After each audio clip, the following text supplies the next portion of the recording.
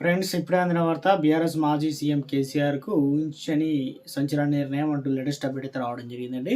So, ఆ వివరాలు ఏంటనేది కూడా వీడియోలో తెలుసుకుందాం. వీడియోని చివరి వరకు చూడండి, అర్థమవుతుంది. మొదటిసారి ఛానల్ వస్తే తప్పకుండా సబ్స్క్రైబ్ చేసుకొని చూస్తున్నారు కానీ లైక్ చేయడం మర్చిపోతున్నారు. వెంటనే లైక్ చేయండి. వివరాలకైతే వెళ్ళిపోదామండి. బీఆర్ఎస్ మాజీ సీఎం కేసీఆర్ సంచలన నిర్ణయం అనమాట. ఇటీవల కాలంలో గ్రామ పంచాయతీ ఎలక్షన్ తర్వాత వచ్చేసి ఇటీవల కాలంలో సిట్ అనేది ఏర్పాటు చేయడం, ఫోన్ ట్యాపింగ్ తర్వాత జరిగిన పరిణామాల నేపథ్యం తర్వాత వచ్చేసి ఇప్పుడు తెలంగాణ రాష్ట్ర వ్యాప్తంగా మున్సిపల్ కార్పొరేషన్ ఎలక్షన్లు అయితే జరగబోతున్నాయి.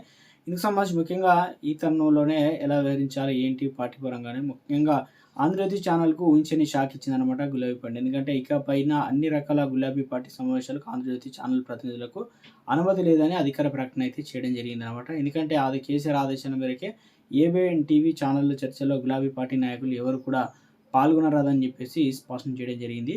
సో, ఇటీవల జరిగిన ఏబిఎన్ టీవీ చర్చలో భాగంగా గులాబీ పార్టీ ఎమ్మెల్సీ తుక్కుపల్లి రవీందర్‌రావును అవమానించేలా ఆ ఛానల్‌కు సంబంధించిన వెంకట కృష్ణ వ్యవహరించారు.